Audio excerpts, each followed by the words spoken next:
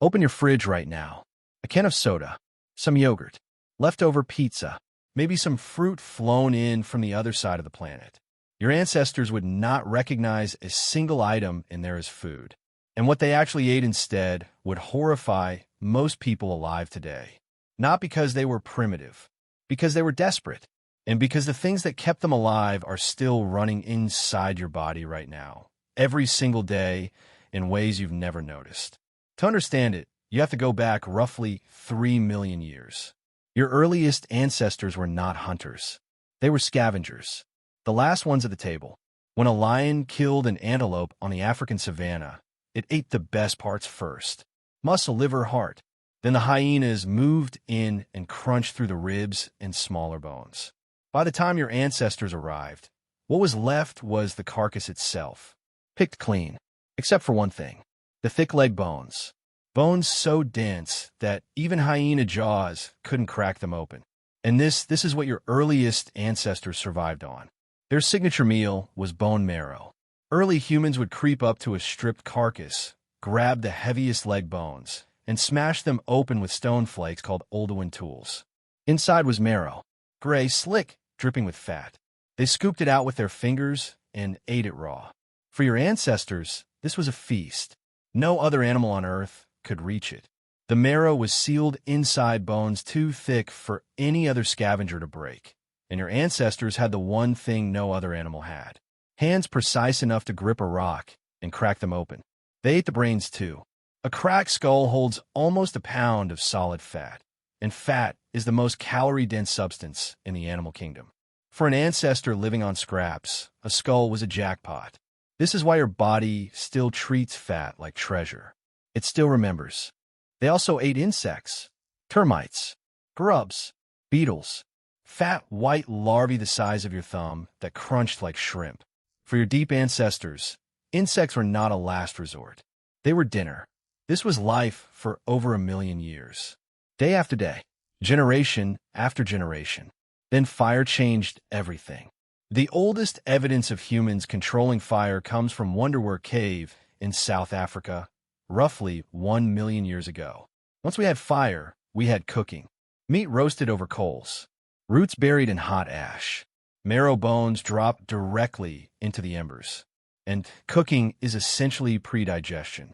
Raw meat and raw plants force your gut to do hours of chemical work to break them down. Cooked food arrives already partly broken apart. Your body spends less energy digesting it and extracts more calories from every single bite. And as our ancestors started cooking, something remarkable happened. Their guts shrank. Digestion requires enormous energy. As that energy demand dropped, it was redirected. All of it went to one place: the brain. Your brain is only 2% of your body weight. It uses 20% of your body's total calories. You cannot run that machine on raw leaves and termites. You need calorie-dense, cooked food. Cooking gave us our brains, and our brains gave us everything else.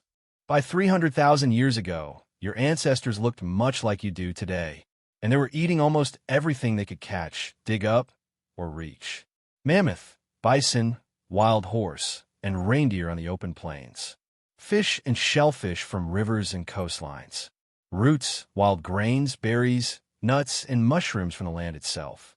Eggs stolen directly from nests. And honey, especially honey.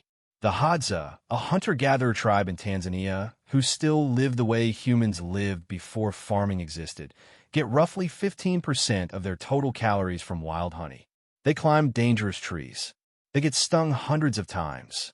And they keep going back every single time because nothing else in the wild delivers that many calories in a single find. And here is the thing: that exact craving is still alive in you. Sugar.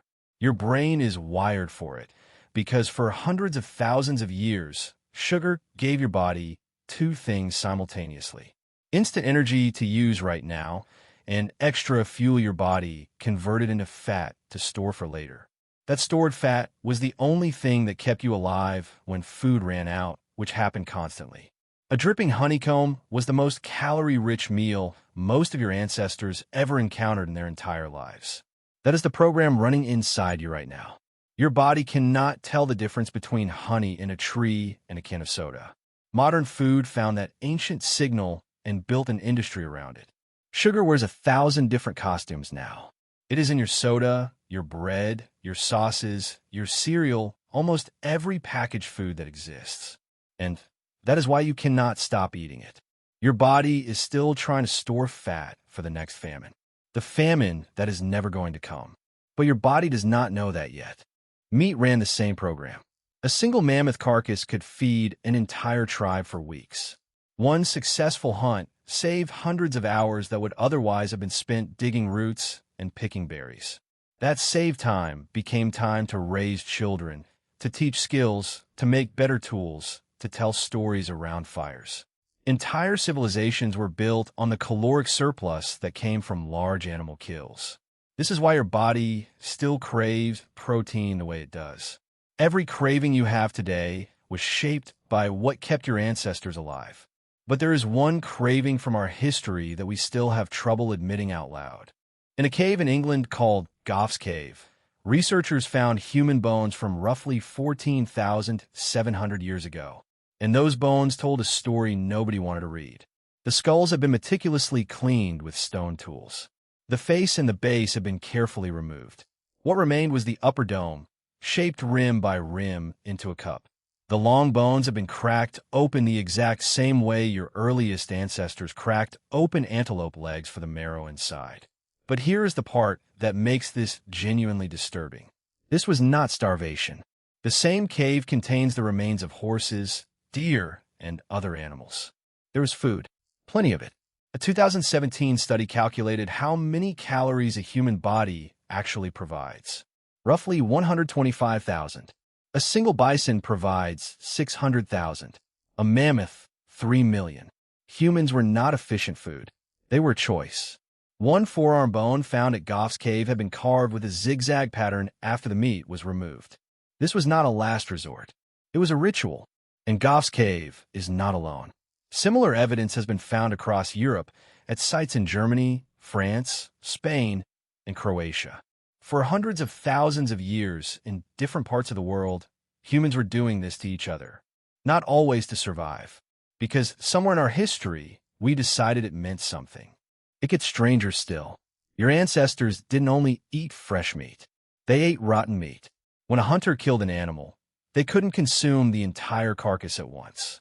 So they buried it, stashed it in caves, hid it in cold streams for days, for weeks, sometimes months. By the time they returned, the meat was crawling with maggots and reeking of decay. They ate it anyway.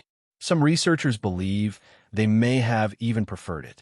Rotting meat has already been partly broken down by bacteria. It is easier to chew and easier for the body to absorb. The bacteria even produce B vitamins your body genuinely needs. And your body still remembers this. Every fermented food you love is controlled rot.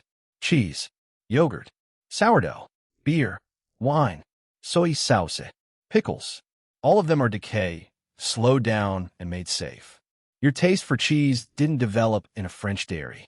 It developed on a savanna 100,000 years ago, eating something far worse and loving it for exactly the same reasons.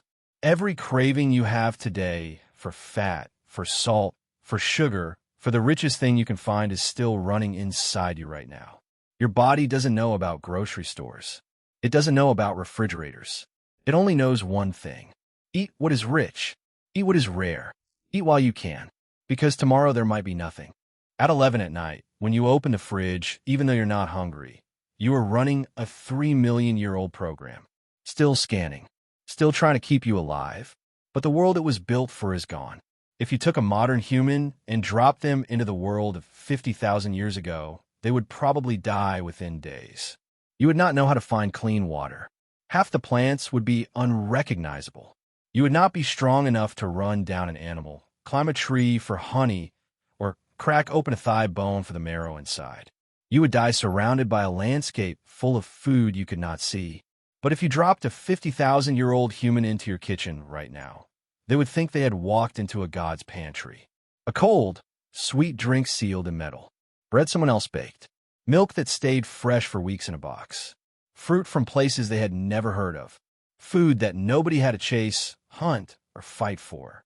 For 3 million years, every human who ever lived was hungry and cold and tired. You might be the first generation in all of that time that isn't. And you open the fridge tonight without thinking twice about it.